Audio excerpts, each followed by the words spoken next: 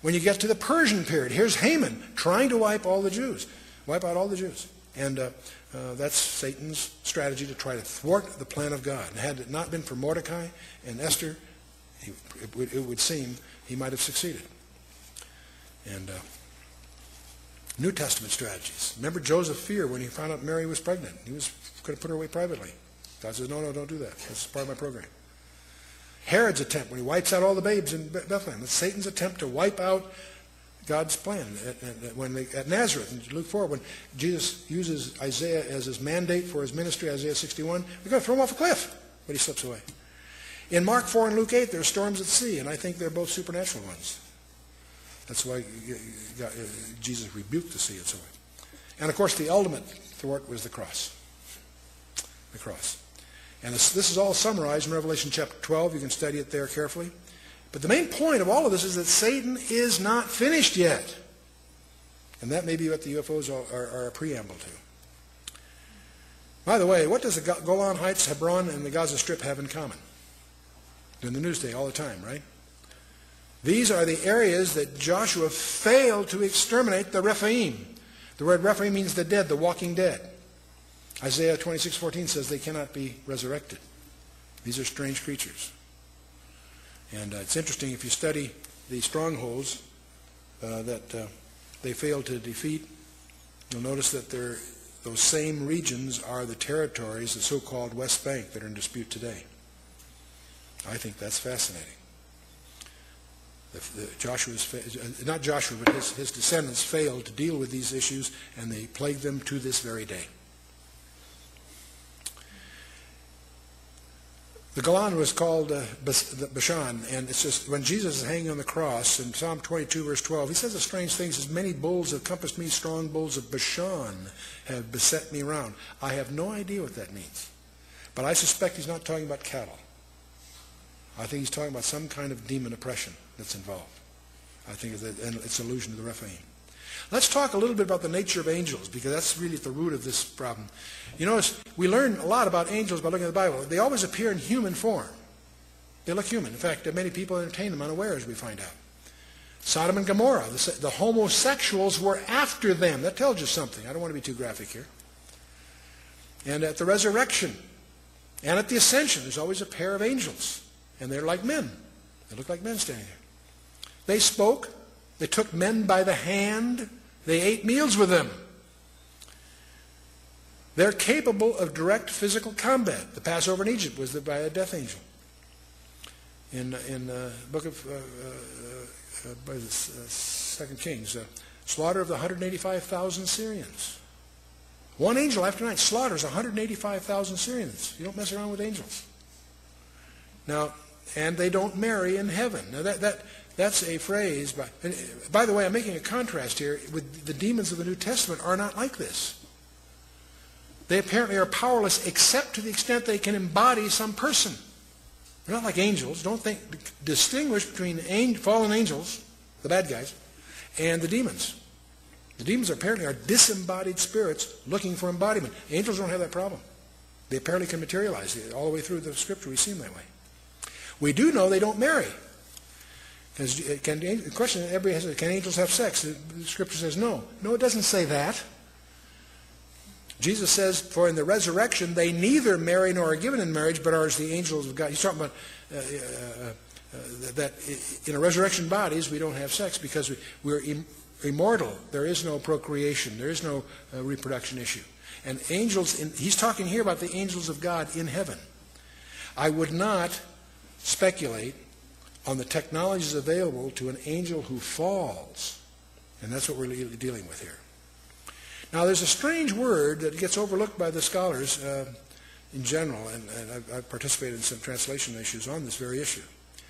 There's a word called okaterion, and it refers to the body as the dwelling place for the spirit. It only occurs twice in the scripture, and it's very interesting where it does. It occurs in Jude 6, and it's the word that describes what the fallen angels disrobed from. And in 2 Corinthians 5:2, it speaks of, it alludes to the heavenly body that you and I as believers aspire to be clothed in. Same word, okaterion. I think it's a technical term. That's overlooked by the scholars. In Jude 6 and 7, it says, when the angels which kept not their first estate left their own habitation. That word habitation is okaterion. They disrobed from the body that they were given to indulge in this mischief in Genesis 6. The angels which kept not their first estate, but left their own habitation, he hath reserved in everlasting chains under darkness in the judgment of that great day. Even as Sodom and Gomorrah and so on. We went through that before. The word is okaterion. In 2 Corinthians 5, 1 and 2, Paul tells the Corinthians, for we know that if our earthly house of this tabernacle were dissolved, we have a building of God, a house not made with hands, eternal in the heavens. And for this we groan, earnestly desiring to be clothed upon with our house which is from heaven. The word translated house is okaterion. That which those angels abandoned is what we aspire to, that kind of a habit, if you will. Okaterion again.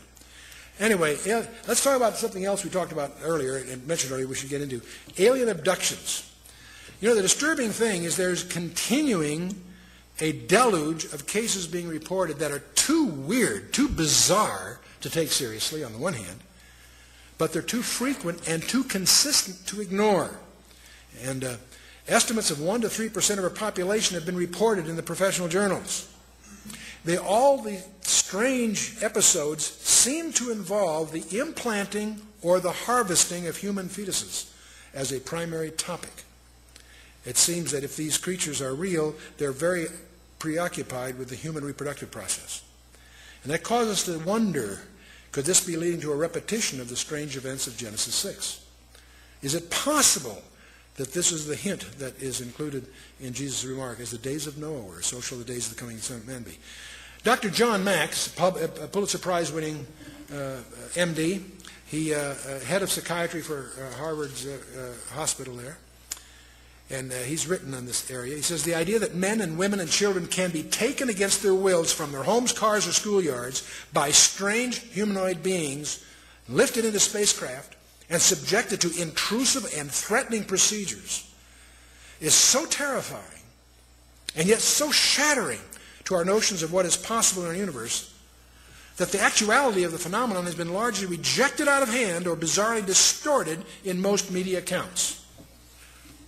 This is altogether understandable given the disturbing nature of UFO abductions and our prevailing notions about reality.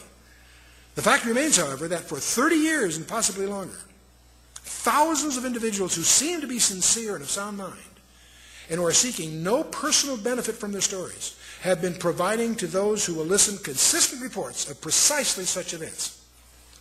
By the way, John Mack has personally dealt with 76 cases himself. He's profiled others. These are people above average intelligence with no prior psychiatric history that clearly are subject to some kind of trauma. And there was a conference on this abduction phenomenon at MIT. And John Mack was one of the co-chairmen of that conference. And he says, if what these abductees are saying is happening to them isn't happening, what is? Saying, what's really going on here? Here's Mack's challenge to the professionals that were there assembled. The high degree of consistency of the stories, the absence of any prior psychiatric illness, physical changes and lesions. Some of these people have scars from the procedures, and I've encountered one myself on that.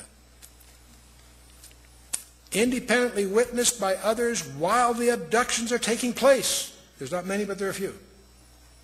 The involvement of small children is disturbing. Not likely they could be conditioned by, Well, let's move on. The coming to cosmic deception, what's the biggest lie of all? It's interesting. This all started back in Genesis 3. When God declared war on Satan, he says, I will put enmity between thee and the woman, and between thy seed and her seed, and he shall bruise thy head, and thou shalt bruise his heel.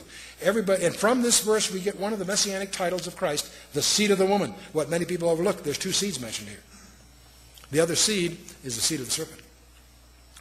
And so we have the seed of the woman and the seed of the serpent. And the seed of the serpent, we find all kinds of idioms, the red dragon in Revelation 12, the coming world leader, as I sometimes call him, the false prophet in Revelation 13.